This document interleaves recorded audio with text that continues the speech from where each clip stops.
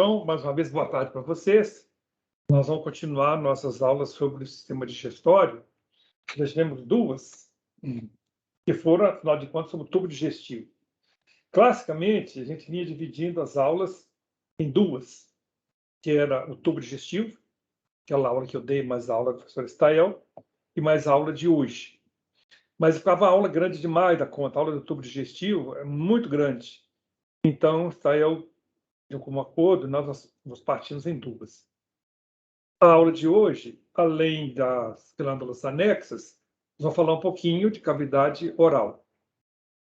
Então, a gente começa com esse slide, que é comum, é peculiar, é familiar a todos nós.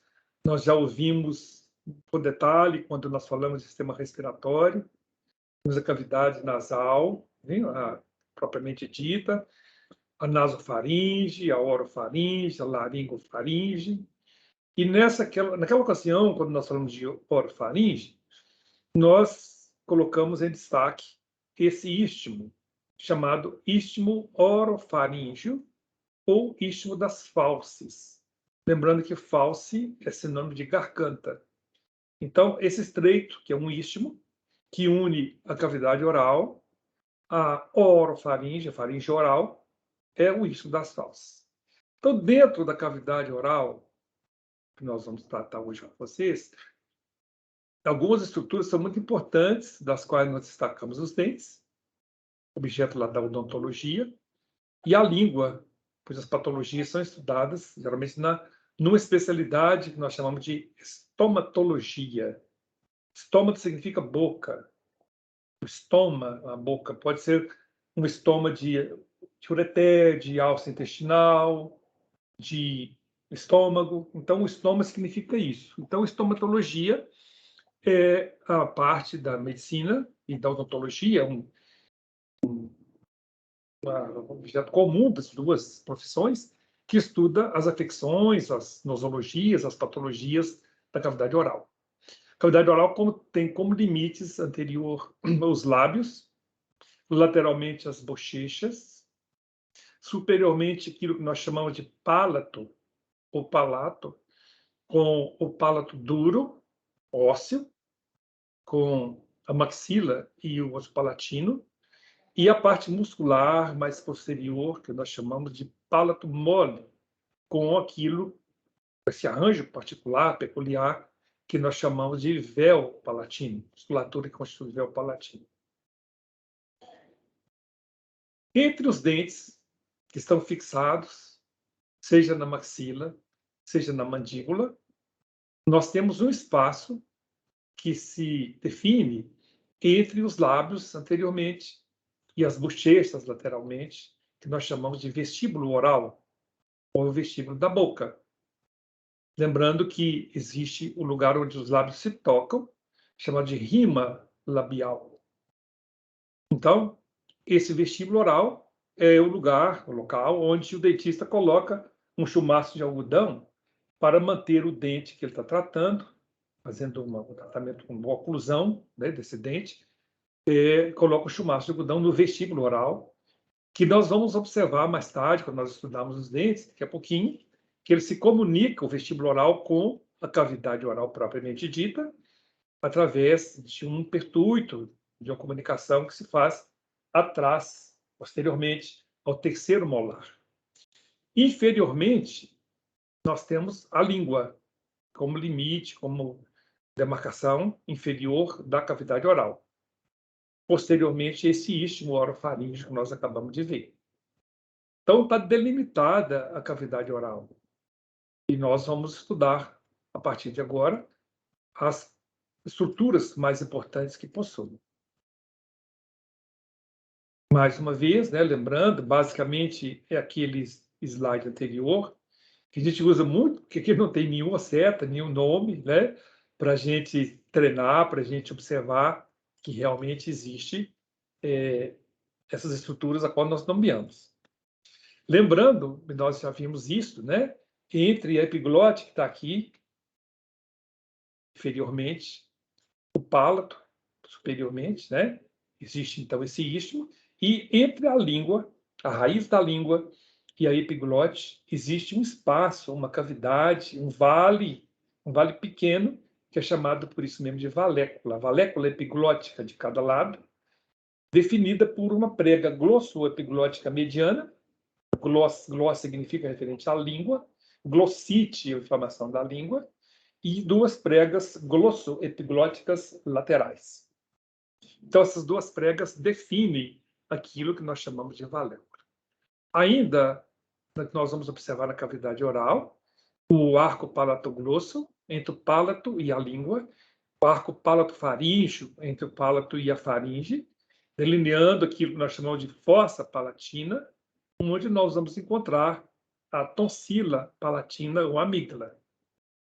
Lembrando que existe a tonsila faríngea, que crescida passa a se chamar adenoide, mais a tonsila palatina e mais a tonsila lingual, nós falamos de anel linfático orofaríngeo ou anel de Waldeyer. Nos livros de otorrinolaringologia, esse epônimo é muito conhecido.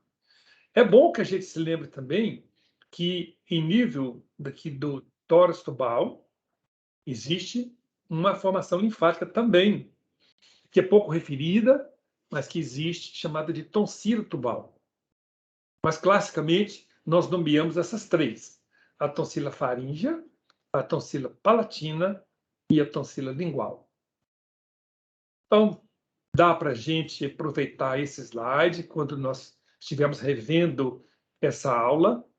Esse slide foi colocado aqui com essa finalidade, para a gente recordar toda essa anatomia da cavidade nasal também, os seios paranasais e seios da face, o osteofaríngeo da tuba auditiva, o tórax tubal que o circunda, né? O recesso faríngeo que existe entre o tórax tubal e essa parede posterior, onde nós vamos projetar a tonsila faríngea, a prega salpingo faríngea, né? E salpingo tubaris, aqui, salpingo faríngea, salpingo e salpingo palatina, essas duas pregas que estão aqui, ó, são também referidas. É bom que a gente recorde isso tudo, coisas que nós já vimos, já se passaram, e dá para a gente observar aqui que a língua é um órgão eminentemente muscular. Tecido muscular, contração, movimento. Então, a língua tem esse movimento muito importante na articulação dos sons e nos processos que levam à deglutição dos elementos. Então, nós vamos estudar a língua daqui a pouquinho com mais detalhe, mas já de antemão, com esse desenho que aqui está, não vai ser nenhuma novidade para nós, e nós sabemos disso pela própria finalidade, pela própria função dela, que se trata de um órgão eminentemente muscular. Quando nós examinamos o paciente, isso nós vamos fazer a nossa vida todinha, né? Pedimos ao paciente para abrir a cavidade oral, abrir a boca, né? Nós vamos reconhecer os dois lábios, o lábio superior e o lábio inferior, aqui com a comissura labial, aqui, ó, de cada lado, o ângulo da boca também chamado, né? O termo certo, comissura labial. E nós observamos aqui, né, numa anatomia de superfície, o sulco nasolabial, aqui, ó, vou ficar um pouquinho para cá para a gente mostrar para vocês, o sulco nasolabial, e uma depressão que existe entre o septo nasal, que aqui se projeta, e a rima labial, que nós chamamos de filtro, que é isso que está aqui. Vimos também aqui, ó, os dentes, né? A gente sempre que vai inspecionar a cavidade oral, a gente inspeciona os dentes, como que se faz. Bem que aqui o objetivo é outro, é a gente expor a carúncula parotídica à altura do segundo molar superior de cada lado, onde se abre cada uma das glândulas parótidas. Então, aqui é a carúncula parotídica. Mas, vendo essas estruturas, né, o véu palatino com a úvula, o arco palatoglosso, o arco palatofaríngeo, né, e, entre eles, a fossa palatina, que abriga a tonsila palatina ou amígdala. A língua. Curioso aqui que a gente vai observar que esse é o dorso da língua, em que pese, sobretudo quando a gente projeta a língua para fora, né, a gente já de imaginar que esse aqui seja o ventre da língua, a face anterior da língua. Mas a posição de descrição anatômica da língua é exatamente essa que está aqui. O ápice da língua, então a língua tem um ápice, tem um dorso, um corpo, tem a raiz, né? E esse ápice lingual toca o palato.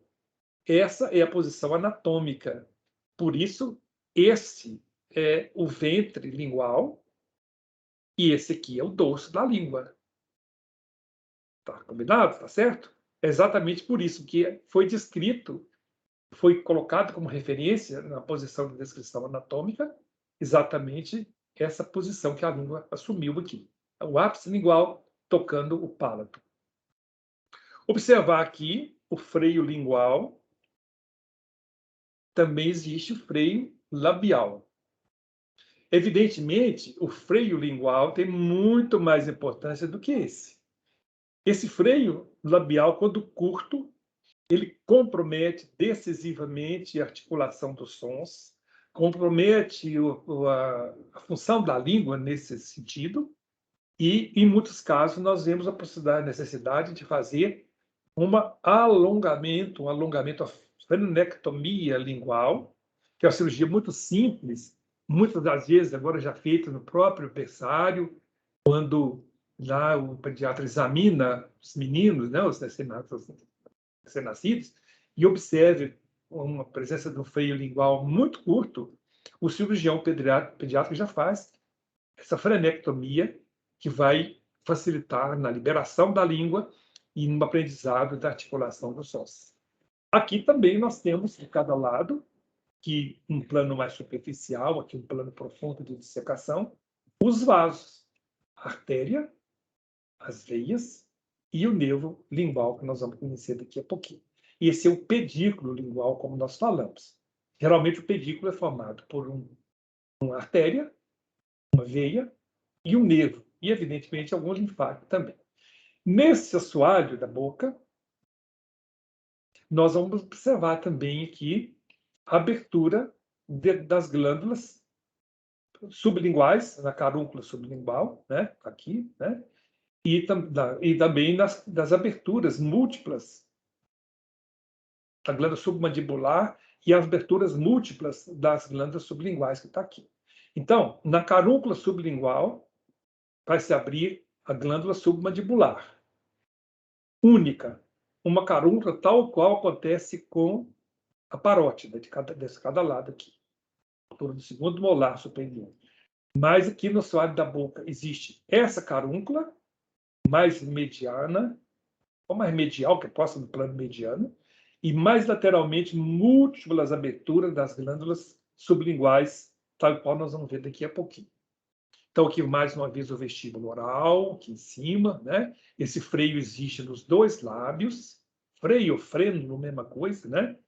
Mas, se nós compararmos a importância desses dois com esse aqui, não há nem o que considerar, né? Esse aqui, por isso que eu já falei para vocês, é muito mais importante. Quando nós estudamos o palato, né? Nós observamos aqui, numa dissecção mais superficial, esse tecido celular, né? Constituído por tecido adiposo, em essência, e mais na secção profunda, esses vasos palatinos. Existe aqui, sobretudo, a artéria, os nervos palatinos, são estudados bastante na odontologia, aqui a musculatura do véu palatino e o arco palatoglosso e o palato faríngeo, como aqui, e a fossa palatina de cá. Vendo isso aqui num sentido mais posterior, que está o septo nasal, que está as conchas nasais, os cornetos, essa abertura aqui nós chamamos de cona, você lembra muito bem, né? E daqui nós já adentramos nesse espaço com essa musculatura, o músculo levantador do véu palatino, que está aqui, né? E esse aqui levantador da úvula. E aqui o arco palatoglosso e palato faríngeo. Visto essa passagem assim, sobre cavidade oral, nós nos deparamos com as arcadas dentárias. Aquela superior, ligada à maxila, e a arcada inferior, ligada à mandíbula. Está bem aqui colocada, né? Com esse sulco, esse desde aqui os dois incisivos, com a papila incisiva, né? Com essa transição aqui entre a maxila e o osso palatino, como aqui está representado. E aqui nós vamos observar os dentes em número de 32, 18 em cada arcada, seja a superior e cada inferior, e a qual nós descrevemos separando essa arcada em duas, uma arcada direita e uma esquerda. Em cada uma dessas arcadas, seja a superior, seja a inferior, nós vamos notar os dentes, que aqui se implantam, a implantação alvéolo-dentária, como nós chamamos, e com essa parte que se projeta para fora, né, externamente, que chama de coroa. Existe o colo, o estreitamento, exatamente na ocasião que a gente vai penetrar aqui na maxila ou na mandíbula, e nós vamos descrever depois a raiz desses dentes. Esses dentes têm a coroa conformada a partir da sua função. Então, nós temos nitidamente, de cada lado, dois dentes que têm uma coroa nitidamente laminar. Lâmina corta, e esses dois dentes, os dois incisivos, o incisivo central, o incisivo lateral, se determinaram, foram constituídos, foram criados exatamente para cortar os alimentos. Então, aí se você observar, se imaginar que eles sejam bastante desenvolvidos nos animais ditos herbívoros, se alimentam das ervas, das plantas. Mas, numa sequência, um dente que tem uma coroa cônica se presta a rasgar os alimentos, que é chamado de dente canino. E uma sequência de 5 dentes que tem uma coroa lembrando uma mó. Mó vai moer os alimentos. São os 3 molares, os mais posteriores, primeiro, segundo e terceiro molares, e anteriores a eles, os pré-molares. Então, antes deles, o primeiro e o segundo pré-molar. Então, esses dentes molares, seja os pré, seja os molares propriamente ditos, têm a coroa constituída por tubérculos, essas projeções que aqui existem, cuja função é exatamente reduzir, moer os alimentos. O homem, como tem a natureza de comer de tudo, né? Por isso chamado de onívoro, então ele tem representados e igualmente desenvolvidos todos esses tipos de dentes. Os incisivos, os caninos, os premolares e os molares. Lembrar que o terceiro molar, o mais posterior, seja na arcada superior ou na arcada inferior, ele é chamado de dente do siso.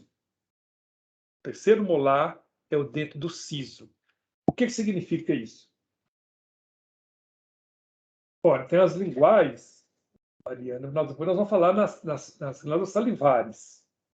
As glândulas linguais, nós vamos ver daqui a pouquinho, né? Tem as sublinguais, tem a submandibular, cada lado. As sublinguais são pares, são múltiplas, e tem de cada lado uma glândula que nós chamamos de parótida. Nós vamos chegar lá nessas glândulas daqui a pouquinho.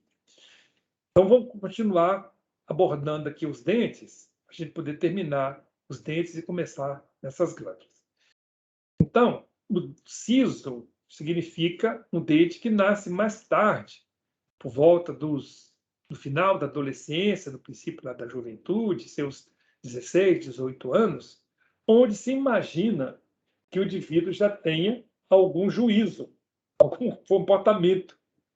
Tanto que existe lá no interior um ditado que quando o indivíduo fica muito debochado, muito risonho, né, e é comum no adolescente fazer isso, troçar de tudo, fala muito riso é sinal de pouco siso. Daí vem o nome desse dente, né, a nomenclatura dele, toda evidentemente não anatômica, que é o dente do siso, que usualmente a gente extrai. Esse dente, de modo geral, tem muito problema, ele tem patologias próprias daí dele, né? E o usual é a gente extrair o siso, até porque muitas vezes ele cresce e rechaça anteriormente os dentes, diminuindo esse espaço que existe entre cada um dos dentes. Estudando os dentes, então, nós vamos observar que eles têm uma coroa, um colo e uma raiz. Não é difícil observar que, se tratando dos dentes incisivos, exista uma só raiz. Da mesma forma que existe também nos caninos. Existe uma raiz única. Aqui a coroa é laminar e a raiz é única. A coroa aqui é cônica e a raiz também é única. Quando começa a aparecer os tubérculos nos premolares, nós temos alguns casos de raízes bífidas, em que pese ela praticamente ser única, como está aqui representada, mas na sua extremidade, às vezes, ela se divide, ela se bifurca, e daí nós falamos que essa raiz é bífida. Em se tratando dos molares, essa raiz ou é dupla ou é tripla. Daí a necessidade de, quando da odontoextração, né, da exodontia relacionada a esses dentes molares propriamente ditos, há a necessidade do dentista conhecer, né, a quantidade de raízes que esse dente possui, para que ele não deixe uma raiz sem ser retirada junto com o dente. Então, na medida que ele faz uma radiografia, ou mais recentemente, quase todo mundo que vai fazer uma extração faz uma tomografia, sobretudo se tratar do terceiro molar, ele tem essa finalidade de definir a quantidade de raiz que esse dente possui. Isso também é muito comum nos tratamentos de canal, que nós vamos ver daqui a pouquinho. Vendo esse slide, essa parte superior do slide, nós vamos reconhecer a coroa do dente, que é revestida por uma substância mineralizada, rica em cálcio, que nós chamamos de esmalte dos dentes. Esmalte dos dentes. Esse esmalte dá essa brancura para os dentes que nós temos, né? E que, mais modernamente, nós temos uma obsessão desse clareamento dos dentes. A necessidade de clarear os dentes, né? Eles procuram muito o dentista para clarear os dentes. Isso tem uma forma muito boa de atender o nosso bem-estar, o nosso, né, nossa beleza, nossa aparência, mas tem, não pode exagerar, porque a gente vai desgastando muito esses esmaltes. É interessante nós, ligados à medicina, né, nossos futuros colegas, é bom que a gente veja que na vida fetal, né, durante a gravidez, se a mãe ingerir algumas substâncias, por exemplo, a tetraciclina, pode haver uma dificuldade na formação desse esmalte. E é uma coisa que a gente deve evitar. Por isso que deve ser proibida a administração de tetraciclina à gestante, exatamente pela dificuldade da formação desse esmalte que está aqui representado. Aqui existe a coroa do dente e uma projeção desse esmalte para dentro da raiz do dente, que está aqui mostrada, que nós chamamos de cemento. O cemento é escrito com E, não é cimento, mas é cemento, que praticamente circunda toda essa raiz do dente que está aqui mostrado para vocês. Vendo o dente já cortado e relacionado com a sua coroa, a sua parte mais interna tem uma substância chamada de dentina, que forma a polpa dental. A dentina está aqui, né? E aqui nós temos a projeção das raízes dos dentes, com o famoso canal radicular, que abriga vasos e nervos dentro dessa projeção da raiz, até o ápice da raiz, o ápice radicular. Por isso, nos tratamentos de canal, o dentista faz um acesso a essa raiz, começando aqui da polpa, né? E aborda essa raiz e retira todos esses elementos da raiz, e esse espaço, a cavidade, é preenchida por uma substância cementante, que vai ocupar, que vai fundir isso aqui. Por isso a gente fala, assim, genericamente, que se trata de um dente morto, porque ele não tem essa inervação e tampouco também essa irrigação, e ele vai ser nutrido, vai ser mantido de outra forma. Esses elementos radiculares vão ser retirados aqui. Nesses processos, muitas vezes existe uma inflamação dessa polpa, quando se faz, muitas vezes, esse acesso, chamado de pulpite. É uma das coisas que mais dói, em termos de dor de dente, odontalgia, que mais dói essa pulpite, que nós vemos processo inflamatório, infeccioso dessa polpa dentária. Entre a gengiva, que cobre toda essa implantação alveolo-dentária, e o cimento, existe uma membrana chamada de membrana periodontal. Peri em volta de odonto é dente. Então, a membrana que envolve os dentes e os separa das gengivas, que recobre, sobretudo, até o colo, na raiz, até o colo, né? Então, existe a membrana periodontal, donde uma especialidade, outra da odontologia, que é periodontia. Existe a ortodontia, que vai cuidar da articulação dos dentes, vai ter também a restauração, né, a odontologia da reabilitação oral, vai ter a endodontia do canal, vai ter a periodontia, a implantodontia, que está na moda, a prótese dentária. Então, uma série de especializações que nós devemos conhecer, que nosso contato com a odontologia, com o dentista, vai ser muito interessante durante toda a nossa vida. Para vocês terem uma ideia, em Portugal, o indivíduo que vai ser dentista, ele vai se formar primeiro em medicina, assim pelo menos era até um tempo atrás, e depois ele ia se especializar na medicina da boca, na estomatologia e na odontologia propriamente dita. Então, era uma especialidade médica. Eu não sei se ainda é, não estou atualizado para falar com vocês, mas eu vi muito falar disso, do indivíduo teria que se formar primeiro em medicina para depois abordar isso aqui. Não tem dúvida que é a medicina da boca. Não só a odontologia, como também a própria estomatologia, né? Então, aqui estão essas estruturas do dente, lembrando que algumas são mineralizadas, como o esmalte e o cimento, né? Outras são membranas que recobrem com o periodonto, a membrana periodontal, e essa implantação alvéolo dentário. Lembrar que muitas das vezes, sobretudo nesses dentes premolares e molares, a vizinhança com os seios da face, com o seio maxilar, é muito grande. E muitas das vezes se perfura esse ápice da raiz, o ápice radicular, e faz uma fístula, uma comunicação entre o dente, né, e o alvéolo dentário e os seios, chamada de fístula alvéolo-sinusal, que é comum naqueles casos que o dentista não radiografa isso muito, não tem uma atenção toda especial com esse limite do canal radicular. Rapidamente vamos passar para a língua, né? Com o dorso da língua, o ventre nós já vimos naquele slide, que é essa parte mais inferior, né? O sulco mediano da língua, que termina aqui num V lingual, onde existe a projeção de papilas, que nós vamos conhecer daqui a pouquinho. Mais adiante, o forame cego da língua.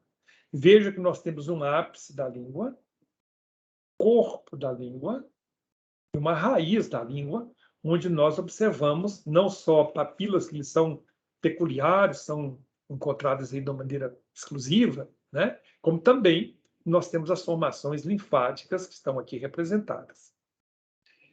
Existe a borda lateral da língua, nós mostramos, né, para vocês. Mais uma vez o ápice, o corpo, com o sulco mediano. E aqui nós vamos observar na língua as papilas gustativas que vão se especializar na sensibilidade dos vários sabores. Lembrar que existe uma certa topografia dos sabores. Por exemplo, o doce, o sabor doce, ele é percebido muito aqui no ápice da língua. Então, nós colocando um pouquinho de açúcar na mão, nós levamos instintivamente o ápice lingual para perceber esse sabor. Existe o sabor amargo, o salgado, o azedo, que estão topografia mais nessa parte mais posterior da língua. Então, nós temos papilas que são filiformes, que são fungiformes, em forma de um cogumelo, como está aqui, né? E as papilas chamadas de valadas ou circunvaladas, que são características da parte mais posterior da língua, da raiz da língua. Então, essas papilas valadas e circunvaladas têm na sua estrutura algumas formações linfáticas que constituem essa tonsila lingual, como está aqui. Então, papilas filiformes, fungiformes, valadas e circunvaladas. Vejam o vale que escreve, o que quer representar, né? Observe que o eixo, cada uma dessas implantações, os mais delgados, como das filiformes, um pouco mais definidos nas fungiformes, aqui bem delineado, inclusive com as formações linfáticas que nós encontramos nas papilas valadas e circunvaladas. Aqui, uma papila gustativa. Vocês vão estudar bem na histologia. Na língua, nós vamos observar aqui, então, o ápice, o dorso, né, o corpo da língua, a parte lateral da língua e a parte mais posterior, que é a raiz da língua. Vamos observar alguns músculos que fazem a projeção na língua, são responsáveis pelo seu movimento, né, o estiloglosso, o genioglosso, né, o ioglosso. Nós vamos ver daqui a pouquinho. Esses músculos são já identificados na medida que eles se dirigem para a língua e têm como referências essa parte da mandíbula, né, o ocioide e o processo estiloide, que está aqui mostrado para vocês. O músculo que sai do processo estiloide até a língua, o estiloglosso. Aqui, o ioglosso, que genioglosso, mostrado aqui para vocês, genioglosso, né? Então, dorso da língua, o lábio inferior, a mandíbula, superfície de corte, genioglosso, o milho ióideo, aqui, na parte mais inferior da mandíbula até o curvo ocioide, né? O genioglosso. Então, são músculos que nós conhecemos, estiloglosso, que nós conhecemos pertencentes à língua, responsável pelo seu movimento, como está aqui. Vimos, dissecando a língua, que existe um músculo longitudinal superior, um músculo transverso da língua, um longitudinal inferior, aqui representado, né? O músculo palatoglosso, o estiloglosso, o do ocioide até a língua, o chamado de genioglosso. Então, são músculos que nós conhecemos aqui, mostrando para vocês. Nessa parte, observamos aqui o septo lingual, nós estamos separando a língua em duas metades, né? Aqui o músculo genioglosso, aqui o músculo longitudinal inferior, aqui uma glândula lingual, mostrada no assoalho da boca. E nós vamos observar isso na aula prática. Nós temos um modelo que dá para a gente reconhecer, da maioria das vezes, esses músculos. Eu acho essa parte aqui muito interessante, esse corte transversal da língua, mostrando a sua riqueza em músculo longitudinal superior, músculo transverso da língua, longitudinal inferior, esse septo lingual que está aqui mostrado, ó, né? E aqui é um duto das glândulas mandibular, o músculo genioglosso. Então, eu acho que esses slides vocês tiveram na cabeça quando nós estivemos estudando na aula prática, e tem essa aula teórica como uma subsídio para a gente aproveitar bem a aula prática. Eu acho que essa peça do que está lá no laboratório vai dar muito bem para a gente reconhecer esse longitudinal superior, transverso da língua, e o longitudinal inferior. Aqui, esses músculos, nós já vimos, né? Processo estiloide até a língua, né? Aqui, do ocioide até a língua, o arco palatoglosso, palatofaríngeo, essa base da língua, essa face lingual, né? E aqui, observar esse pedículo, a artéria lingual, propriamente dita, Daqui ela vai se dividir e vai formar a artéria sublingual, o nervo lingual e as veias que vão drenar para cá.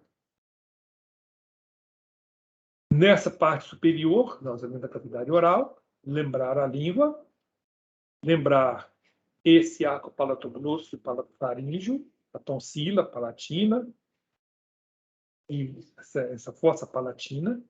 Aqui é epiglote, prega glossoepiglótica mediana, pregas glossoepiglóticas laterais, valéculas de cada lado. Uma valécula, outra valécula. Epiglote, né? Aqui a cavidade aritenoide, as pregas vocais falsas e verdadeiras que estão aqui mostradas. E o ventrículo da laringe. Observe que também, mais uma vez, esse arco palatoglosso, palatofaríngeo, tonsila lingual, uma fossa, né?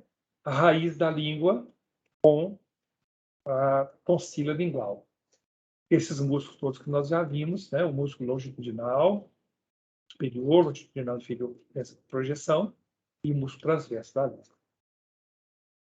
Mais uma vez, arco palatoglosso, palatofaríngeo, a fossa palatina com esses vasos, os vasos palatinos, palatina, veias, evo, e esse pedículo é ligado, é amarrado, quando nós dissecando, tirando, exteriorizando um pouco a tonsila palatina, nós ligamos durante a amigdalectomia.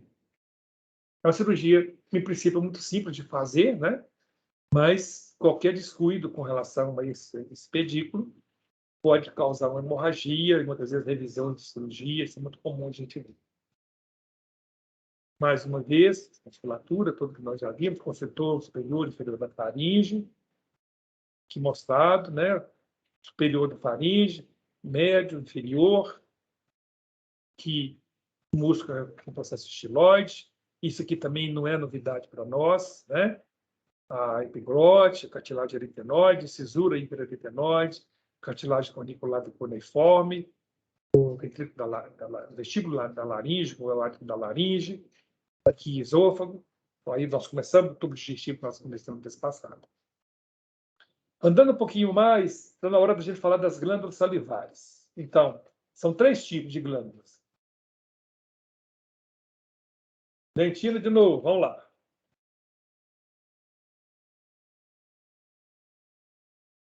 Olha aqui a dentina. É isso aqui, ó. Constitui a polpa dentária, né? Então, daí forma a raiz do dente, o canal radicular. Aqui o cemento, que é membrana periodontal. Então, tudo isso que se projeta, inclusive, na raiz, é dessa substância que nós chamamos de dentina. Tá, Yasmin? Deu para entender? Então vamos em frente. Vamos lá, que nós estamos lá na frente. E hoje tem muita coisa para a gente ver. A aula é grande. Mas vamos lá. Então está aqui a parótida. Observem a localização da parótida. Anteriormente, a orelha, né? A orelha mauricular. Nós vamos observar no final do curso. Cada uma desses acidentes tem um nome: trago, antitragos, concha, simba, lóbulo. Vamos ver isso tudo depois, né? E aqui, anteriormente, a glândula parótida, cuja inflamação, de um modo geral virótica, constitui a parotidite. Não é a glândula parótida, apesar de ser a maior delas, aquela que tem a produção maior de saliva. A produção do maior de saliva é da glândula submandibular. Essa é maior, mas não produz tanta saliva. A saliva que ela produz é drenada por esse conduto parotídico, esse canal parotídico, que se abre à altura do segundo molar de cada lado. Então, está bem visto aqui em verde esse duto parotídico, que muitas vezes pode ser obstruído por cálculo. Essa saliva mais densa, mais espessa, pode vir a formar cálculo dentro daquilo que nós chamamos de cialolitíase, ou cálculo salivar, que obstrui essa glândula, fazendo com que ela aumente de volume e tenha e produza as mesmas sensações desagradáveis que a gente encontra na parotidite. Lembrar também essas relações que existem da parótida com o nervo facial. Veja a quantidade de raízes do nervo facial, nós vamos estudar isso bem lá na neuroanatomia, no próximo semestre, né? E como isso é importante, o nervo facial tem uma importância de ser o nervo motor para a musculatura facial, para a musculatura mímica, quanto essas lesões que podem acontecer, quanto da retirada da glândula parótida, seja por causa de um adenoma, de um tumor benigno ou maligno. Então, pode-se lesar essas raízes. Então, essa dissecação, o conhecimento dessa anatomia é de extrema importância para isso. As relações da parótida com as raízes do nervo facial. Interessante que a parótida vai ser inervada pelo glossofaríngeo. O nono par craniano vago é o 10º, né? Então, aqui, o nono par craniano glossofaríngeo é que vai inervar a parótida. As outras vão ser inervadas pelo nervo facial, porque nós vamos ver isso. Então, olha bem essa relação que tem aqui, né, da parótida.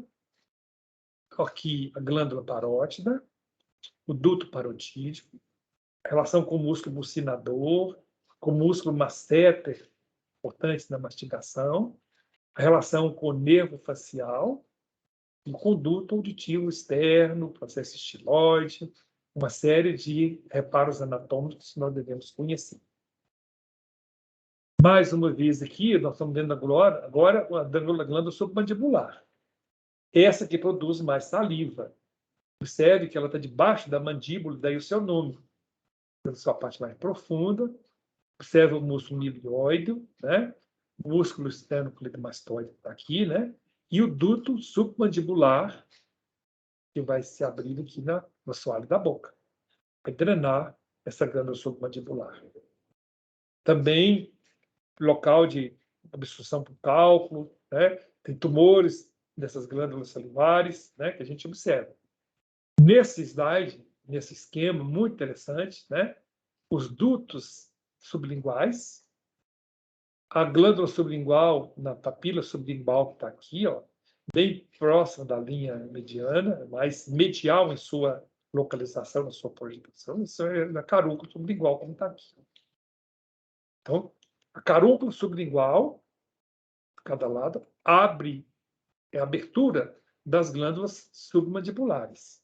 As glândulas sublinguais, múltiplas em sua abertura, estão aqui, ó, várias aberturas, mínimas, pequenas aberturas.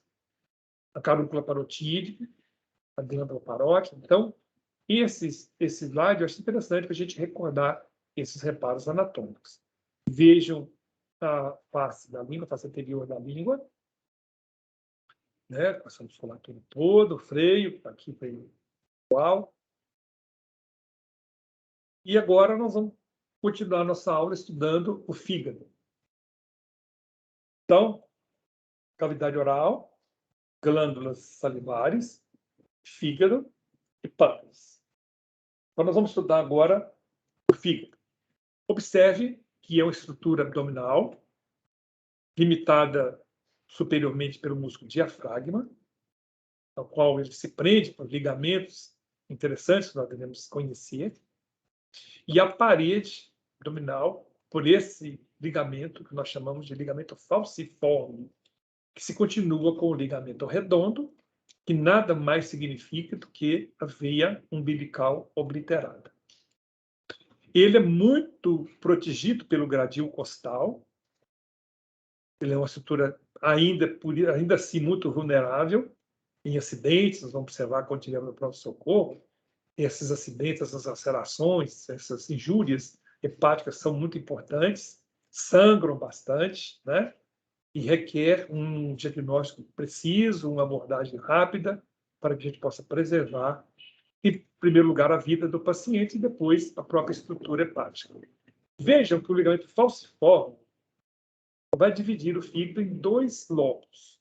Um lobo direito, maior, e o lobo esquerdo, mais medial, menor em sua extensão. Isso que faz vizinhança com o gradil costal, né? E define que esses dois lobos, essa face diafragmática, onde nós temos depois de ser coberta por peritônio, uma deflexão peritoneal que envolve toda uma área hepática que nós vamos observar que não é peritonizada. E, por isso, se constitui naquilo que nós chamamos de área nua do fígado, aquela área que não tem relação direta com o peritônio, que não é recoberta pelo peritônio, tal qual a gente observa aqui.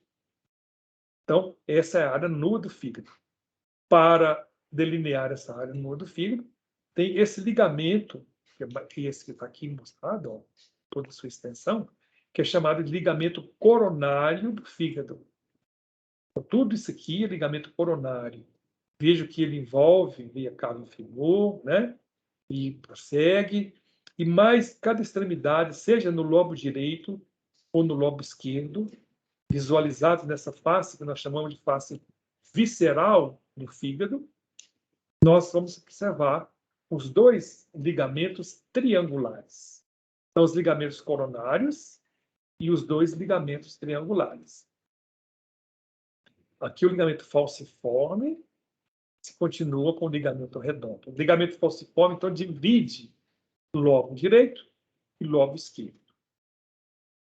Esse lobo direito, o maior deles, nós vamos observar a presença das vias biliares com a veia porta, a tríade hepática, via biliar, claro que eu devia falar sobre os condutores da bile, mas vamos falar de uma via da tríade portal, que é constituída pela veia porta, pela artéria hepática e pelos elementos que são biliosas, são biliares, que transportam a bile.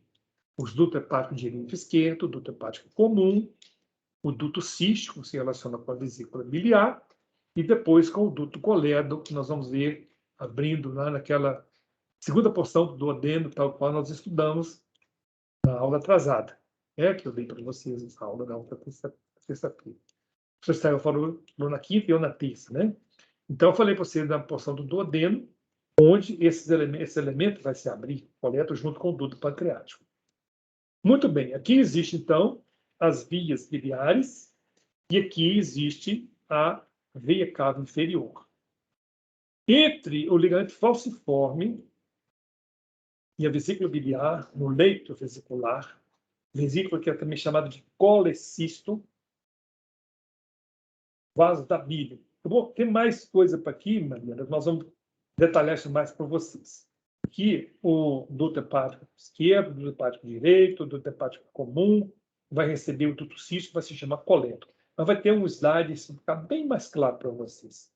É só a gente notar aqui que existe a vesícula biliar com fundo, o corpo, colo e o duto cístico, são as suas partes. Fundo, corpo, colo, pescoço, duto cístico.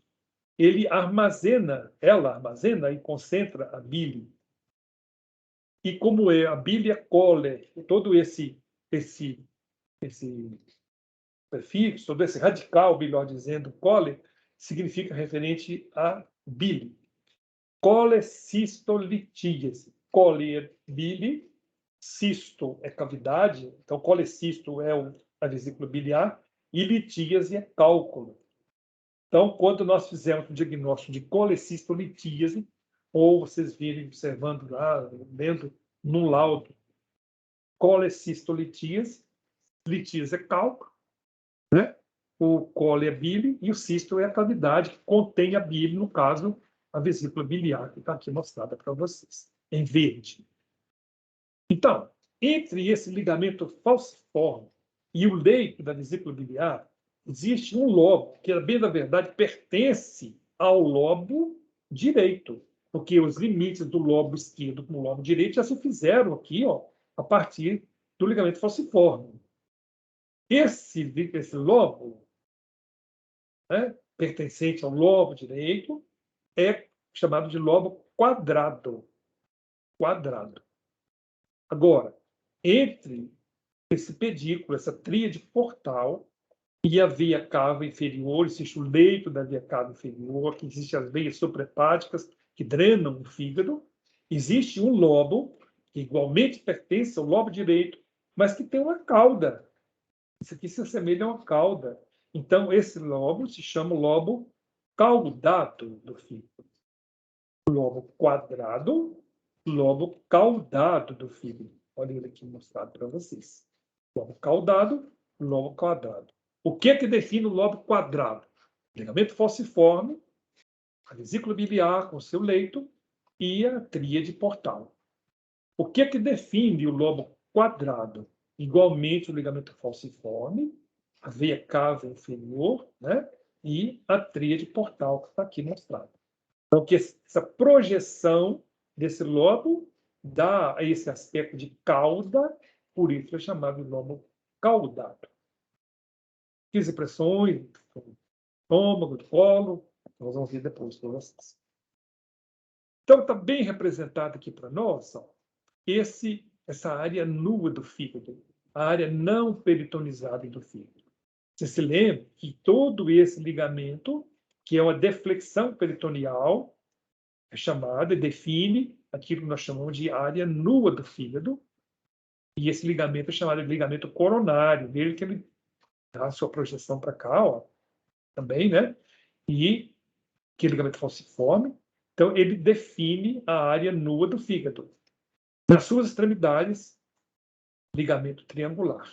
Ligamento coronário, ligamento triangular, seja no lobo esquerdo, seja no lobo direito. Retirado o fígado, observe como fica no diafragma essa área que tem contato direto do fígado com o diafragma. Então, a área não peritonizada, vejam o seu relevo, a sua definição aqui, ó, como é que ela é interessante, é exatamente o que nós notamos aqui, projetado dessa forma de carga.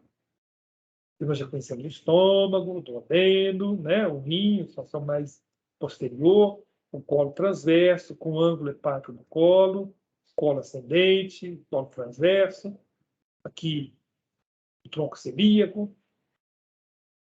glândula suprarrenal. Igualmente acontece com os rins, acontece com os pulmões. Existe também as áreas hepáticas que têm uma drenagem biliar, uma irrigação, uma drenagem venosa linfática próprias, são chamados de segmentos hepáticos. E interessante a gente saber da existência deles e aprender a nomeá-los, né, a numerá-los. Isso tem que ser com calma, vocês vão observando no livro, numerando, mas nós não tem jeito a gente ver isso na aula prática, não tem esses modelos de SPA, mas a gente pode, se for com a peça do fígado, tendo uma referência, a gente delinear mais ou menos quais são a extensão desses segmentos hepáticos. A importância dele é exatamente poder se fazer uma segmentectomia. Não é tríade lobo quadrado, Yasmin. A tríade portal, voltar lá para a gente ver. A tríade portal, aqui, ó. Tríade portal, o que é a tríade portal? É um conjunto da veia porta, artéria hepática e das vias biliares. Esse conjunto serve de uma referência, de uma limitação para o lobo caudado. Da mesma forma que a via cava inferior também. Veja que ele se espreme entre esse conjunto de estruturas aqui, ó. Esse inferior, esse mais superior, aqui se projeta a cauda do lobo quadrado. O lobo quadrado vem a tríade portal aqui com a vesícula biliar, com o leito da vesícula biliar e o ligamento falciforme. Esse é o quadrado, esse é o caudado. Certinho, Yasmin? Então tá, vamos em frente. Por favor, pergunte sempre se tiverem dúvida. É muito importante, eu fico muito satisfeito vocês participarem da aula. Toda hora que quiserem me interromper, não tem problema. Estou aí para isso, né? Então, aqui, nós vamos observar aquela tríade portal que nós já vimos. Olha como é que é muito mais interessante a gente conhecê-la agora, dessa dimensão que essa slide mostra. Vejam mais posteriormente a veia porta.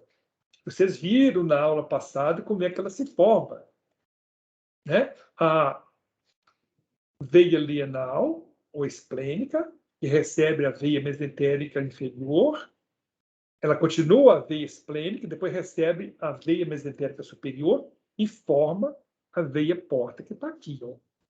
Então, é o elemento mais posterior e mais medial da tríade portal. Mais anterior e mais medial, a artéria hepática, e mais lateralmente, as vias biliares, formada pelo duto hepático direito, duto hepático esquerdo, duto hepático comum. Olha aqui, desse esquema aqui. Duto hepático esquerdo, duto hepático direito, se juntam para formar o duto hepático comum. Essa extensão que está aqui. Logo que o duto hepático comum recebe o duto cístico, que drena a bile da vesícula biliar, ele passa a se chamar duto colédoco, que é esse todo que está aqui. Ó. O duto colédoco. Sua relação com o duodeno, a primeira porção do duodeno, tá vendo? Ele vem posteriormente, vai se juntar ao duto pancreático, formar a ampola hepatopancreática e se abrir na segunda porção do duodeno. Você lembra? Primeira porção, segunda porção, terceira porção. Porção de segmento eu acho mais elegante a gente falar, né? Então, o segundo segmento duodenal, ele recebe o duto colédoco e se junta ao duto pancreático principal. Papila duodenal maior, que existe a papila duodenal menor, onde vai se abrir o duto pancreático acessório, o duto de Santorini. Mas vamos voltar para cá, né? Vejam aqui, fundo, corpo, colo. Colo é sempre pescoço, colar, né? Colo. E o duto cístico, que é meio valvulado, como vocês estão vendo aqui. Ó. Função disso aqui, concentrar a bile. Função da bile, servir como detergente para facilitar a ação das enzimas que vão formar a lise dos elementos gordurosos. Então, servindo de um detergente para a ação das lipases. Nós podemos perfeitamente viver sem a vesícula biliar, que é retirada todas as vezes que tem um cálculo, um tumor, mais frequentemente um cálculo, né? Porque se a gente abrir a vesícula biliar e retirar esse cálculo, fatalmente nós vamos ter outro cálculo formado. Então, já que a gente vai abordar cirurgicamente essa calculose biliar, essa litíase biliar, é bom, é proveitoso, é certo que a gente faça a retirada da vesícula biliar e ligue esse duto cístico bem pertinho aqui, nessa transição entre duto hepático comum e duto colédoco. Se nós deixarmos um coto grande aqui, ó, duto cístico, vai ter uma complicação das colecistectomias. O que significa a colecistectomia? Ectomia significa retirada da vesícula biliar. Então, a gente tem que saber muito bem essa anatomia para que a gente possa identificar exatamente esse local onde vai ser ligado esse duto cístico. Primeiro se liga a artéria cística, depois vem cá e liga. Veja, então, aqui em comum, né, esse dreno, essa drenagem que vai acontecer, colédo, duto pancreático principal, ampola hepatopancreática, papila duodenal maior. Papila duodenal maior. É o que se mostra aqui, né? Então, nós já estamos peritos aqui, né? Doutores na anatomia dessa região, né? Veja que eu estou mostrando aqui para vocês, que é dita como anatomia normal, ela ocorre em 40% dos casos. 60% são variações anatômicas. E o que constitui a variação? É a saída desse padrão, está mostrado aqui para vocês, sem nenhuma repercussão funcional, sem que altere nada a função de cada um desses elementos que nós acabamos de mostrar para vocês. Então, essas variações são importantes porque a gente tem que tê-las assim, na cabeça, quem vai fazer cirurgia geral, quem vai operar as vias biliares, tem que ter muito certo essa anatomia na cabeça, ver de onde vem essa artéria hepática, quais são as suas variações, vou mostrar algumas para vocês, e então isso aqui é muito importante. Eu me lembro do professor que eu tive, chamava Liberato João Afonso de Dio.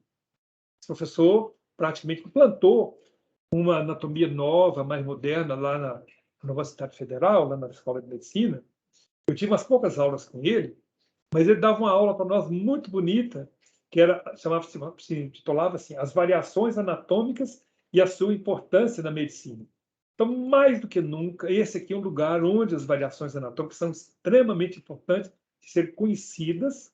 Nós que vamos nos especializar em cirurgia, vamos fazer um estágio na cirurgia geral para fazer outras especialidades cirúrgicas, que vai estar na moda, né? Então, nós vamos nos deparar com isso aqui e a gente vai ter que estudar bastante essa anatomia. Olha aqui, a papila duodenal maior, a papila duodenal menor. Aqui, duto pancreático acessório de Santorini, duto pancreático principal, né?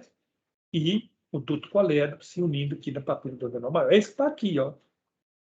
Vejam que circundando essa papila duodenal maior existe um arranjo de musculatura lisa que vai dar uma ideia de um esfíncter, de uma válvula, onde o conteúdo biliar e o conteúdo pancreático vão ser colocados dentro da segunda porção do duodeno, por isso é mais importante do duodeno, e vai se servir de um esfíncter, chamado de esfíncter da ampola hepatopancreática, ou esfíncter de Oddi, ODDI.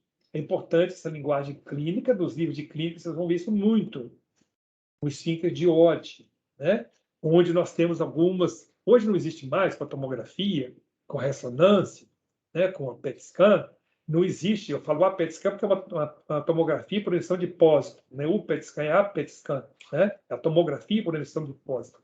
Então, antigamente a gente usava dar ao paciente morfina. Morfina dá um espasmo desse esfíncter para que nós pudéssemos contrastar as vias biliares. Então, era muito comum a gente fazer as colangiografias. Cole significa bile, anjo significa vaso, grafia, representação radiológica desses aqui. Quantidade de vias. Hoje, praticamente ninguém faz isso mais. As colangiografias, a não ser durante o ato cirúrgico. As colangiografias pré-operatórias. Estudava isso muito, né? Olha aqui, olha a quantidade de variações anatômicas que nós estamos vendo aqui, ó, né? E eles se unindo, como acontece normalmente, não? Separado. Segue aqui, ó. Aqui eles se unem, o duto pancreático se une mais superiormente ao duto colédoco, né? Então é interessante a gente observar. Aqui eles juntos, aqui praticamente separados, vejam o colédoco está abrindo aqui mais para cima, mais superiormente, o duto pancreático se abrindo diferente, né? numa posição própria dele, e depois eles dois se fundindo, que bem longe daquilo onde nós habitualmente vamos conhecer, né? O esfíncter de Oddi com a sua constituição de musculatura lisa, sua luz, né? O seu epitélio dentro lá do duodeno, segunda porção do duodeno, e aqui esse esfíncter visto como ele funciona normalmente, circundado a musculatura lisa que faz com que, como todo esfíncter, né? Toda válvula defina um sentido único de fluxo. Aqui os dois se juntam e essa é a anatomia normal. Aqui são variações anatômicas muito importantes que a gente deve conhecer. Formação da veia porta, nós já vimos, né? Aqui a veia esplênica, a qual se junta a veia mesentérica inferior. Aqui ainda é veia esplênica. Depois da veia esplênica se junta a veia mesentérica inferior e forma a veia porta. A veia porta, as vias biliares estão aqui, na veia porta mais posteriormente. Aqui, numa situação anterior e mais lateral, as vias biliares, e mais medial e mais anterior, a artéria hepática. Você se lembra, existe a artéria hepática comum, depois da gástrica esquerda, depois da artéria hepática própria, e dessa artéria hepática própria vai dar a artéria cística, que vai irrigar as vias biliares, vai irrigar a vesícula biliar, né? Aqui, irrigação, a drenagem venosa, melhor dizendo, do intestino delgado e dessa parte inicial do intestino grosso, o seco, colo ascendente, até uma parte do transverso. Já a veia mesentérica inferior vai drenar uma parte do colo transverso, o colo esquerdo, o sigmoide, o reto e o canal anal. Quando nós estudamos o duodeno, porção do tubo digestivo, que nós fizemos, né? Nós temos a primeira porção do duodeno, bulbo duodenal, aqui o esfíncter pilórico, lembrar da veia pré-pilórica, que aqui se mostra como limite, uma referência interior dela, essa entidade esfinteriana, nós chamamos de pilórico, porteiro, segunda porção do duodeno. Vejam o duodeno retroperitoneal, para sua extensão, né? Aqui os ligamentos entre o colo transverso e o duodeno, aqui o rim com o suprarrenal, e aqui encaixado no arco duodenal, a cabeça do pâncreas. O seu processo uncinado, parece unha, unciforme.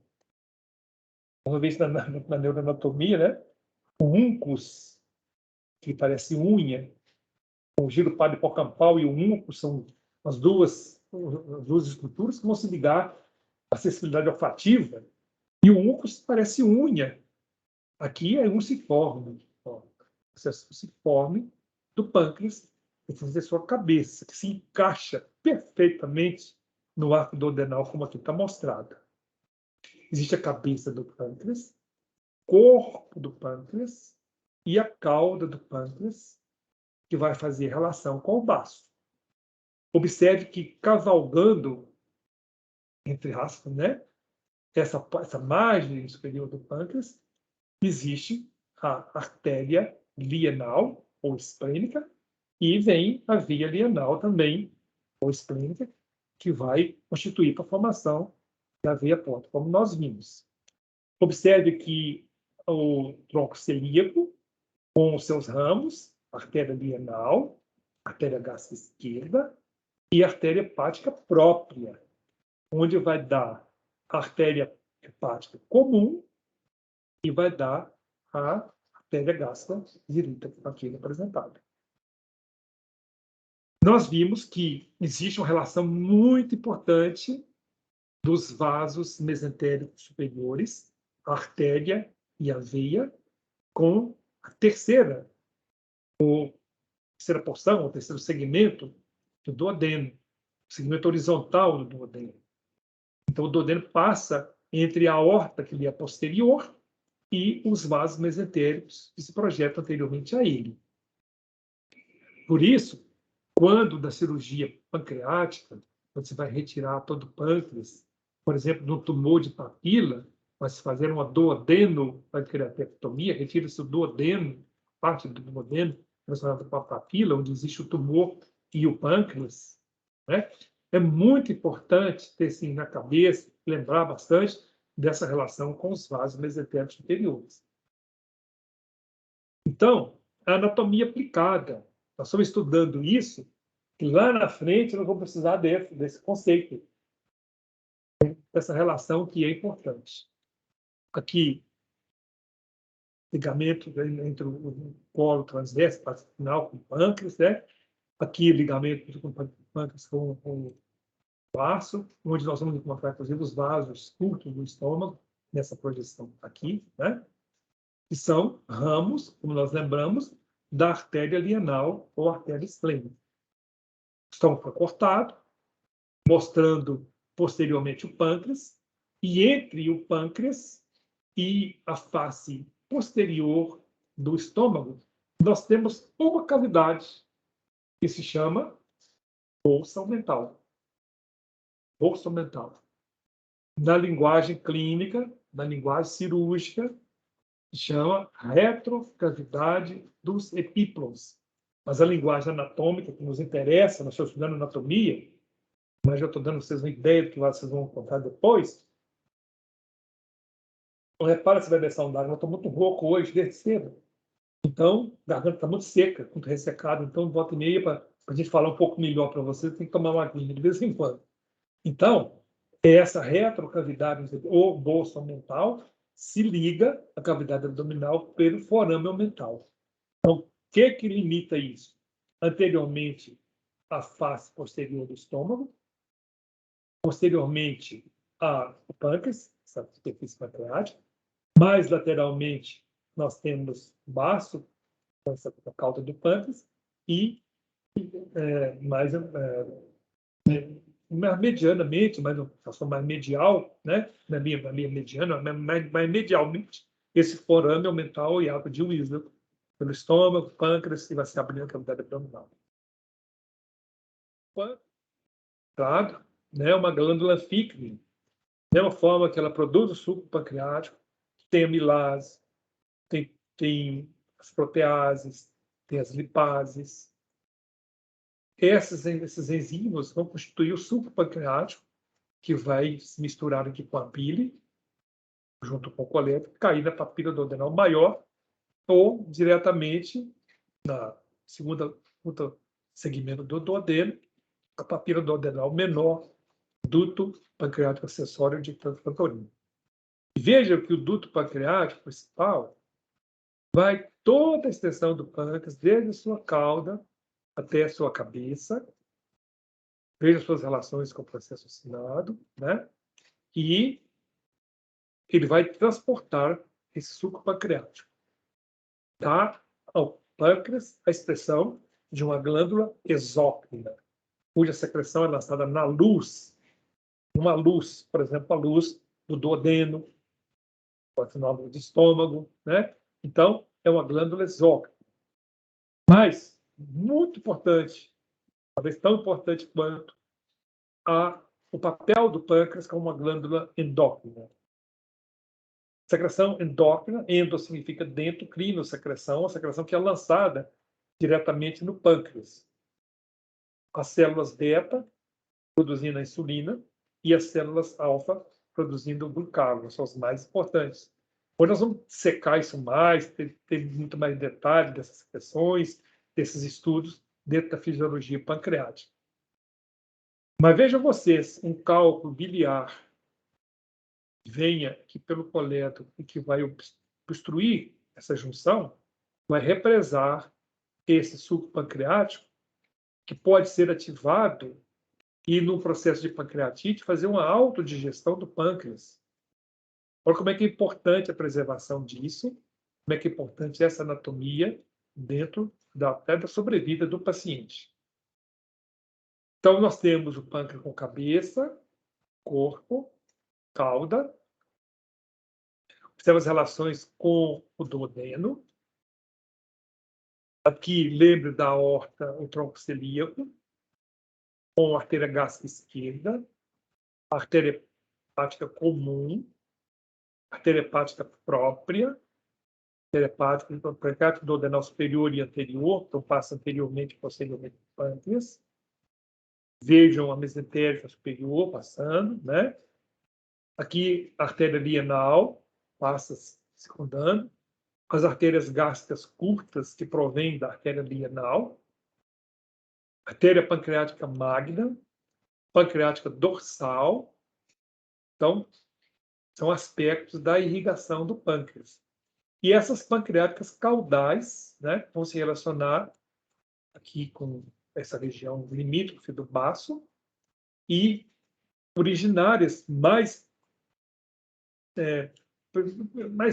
facilmente, mais dentro dessa anatomia normal, as artérias gástricas curtas, que provêm da artéria lienal ou esplênica.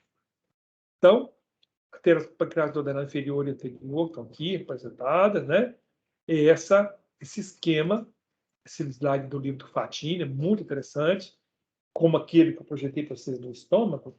Isso é uma boa indicação, uma boa referência para a gente colocar, né, quando a gente for estudar essa irrigação, ele como um ponto de vista. Vendo mais posteriormente, né, a gastrodenal, a artéria hepática, a artéria supraduodenal, as retroduodenais atrás do duodeno, né, pancreático duodenal, superior posterior, inferior anterior, artérias e veias mesentéricas, e a pancreático duodenal, superior anterior, está aqui mostrado. Esse slide também é recolhido do livro de Fatini, mas mostra numa visão posterior. Então, nós estamos vendo aqui, posteriormente, o duodeno, suas porções, o pâncreas aqui encaixado, e nós estamos vendo a face posterior do pâncreas e a sua irrigação. Mais uma vez, essa mesma visão, né? É a porta, né? A veia lienal, mas aqui já é a parte venosa, a veia lienal, a mesentérica inferior, né? Veja o processo uncinado do pâncreas, coleta, e a formação da veia porta. Então, a aula de hoje é isso. É muito detalhe, é muito nome, né? Muita coisa. Eu queria que vocês lessem. Recomendo muito estudar primeiro, quem puder fazer isso, né? Eu sempre gostei de estudar em mais de um livro. Tem detalhes que um livro enfoca muito bem, outros mais ou menos, como um enfoque inicial, como uma disposição didática muito boa, uma coisa bem objetiva. Eu acho que o livro Fatini vai ser uma boa referência para a gente começar esse estudo. Depois a gente vai para os outros, para o Moore, né? Tem outro livro que vocês acharem interessante estudar. Tem um livro de Tortora, que é muito bom. Esse do Tortora, ele dá um pouco mais de fisiologia, é uma anatomia mais funcional, é muito bom. Enfim, felizmente a bibliografia é rica, as anatomias são uma coisa muito morta, muito, né, sem vida. Você tem que colocar a vida na anatomia, né? Ver onde é que ela se aplica, onde é que ela vai ser importante na profissão de vocês, né? No dia a dia da nossa atuação. Então, esse é o recado que eu queria te dar para vocês. Desejo para vocês, né, uma boa semana, tudo de bom. Terça-feira que vem nós estamos aqui de novo, se Deus quiser. Mande para mim as questões que vocês tiverem dúvida. Eu vou procurar pegar a prova, desativar a prova, que eu não sei de cabeça, muita prova que a gente faz, né? Da manhã tem prova, já formulei uma prova de neuroanatomia, acabei de formular hoje, minha esposa digitou para mim, né? Mas a gente tem que corrigir, porque ela não é médica, então a gente tem que corrigir a prova toda, fazer o gabarito todo, é muito trabalho. Mas é um trabalho que a gente gosta, que a gente faz com muito prazer. Então, até lá, gente. Um abraço para vocês. Professor, Oi. boa tarde, tudo bem com o senhor? Boa, tudo bom, graças a Deus. Eu quero tirar uma dúvida com o senhor. Vamos lá. Você comentou que a morfina dilata os ductos biliares, né? Quando a gente vai, não é dilatar, não, ele vai dar um espasmo no esfíncter para que a gente dificulte a passagem da secreção biliar e possa contrastar as vias biliares. Parece um Sim. negócio meio assim, paradoxal, porque a gente usa a morfina para dor. É um analgésico muito forte. A gente se vale disso para poder dar esse espasmo do esfíncter para a gente poder contrastar as vias biliares. Foi a Sim. É explicação porque dela eu é essa. também queria. Pode falar. É porque eu fiquei em dúvida também em relação à aplicação da morfina quando a pessoa tem crise de cálculo renal, né? Porque minha irmã tomou, só que eu fiquei em dúvida se não poderia ser por causa de espasmos ou somente para causa da dor. No É caso por isso que eu fiquei específico, nessa dúvida.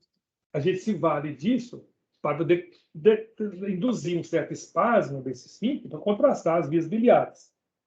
Mas é uma excelente droga para a gente poder dar a esses pacientes com muita cólica, mas a morfina pura a gente evita, porque ela pode fazer uma dependência. A gente dá algum derivado de morfina. Hoje tem outros analgésicos muito fortes, tensos, competentes, né, que a gente pode utilizar. Eu tenho muito tempo que eu não uso morfina, quer dizer, eu uso não como paciente, não, como médico, né? Eu não prescrevo morfina. E a gente trata muito paciente com dor. Eu sou urologista. Você imagina que a gente trata cálculo renal com a dor grande, tensa. Praticamente a gente quase não usa morfina mais. Então, praticamente a gente vê morfina utilizada muito nesses casos de dor muito forte. Alguns pacientes, alguns médicos, alguns colegas que ainda usam, mas tem sucedâneos da morfina com muito boa ação e sem esse tipo de problema. Sim. Tá Tá? bom, então. Obrigada, Um professor. abraço. Boa Tudo tarde para o senhor. de bom. Até semana que vem. Se Deus quiser que estaremos firmes outra vez. Tchau.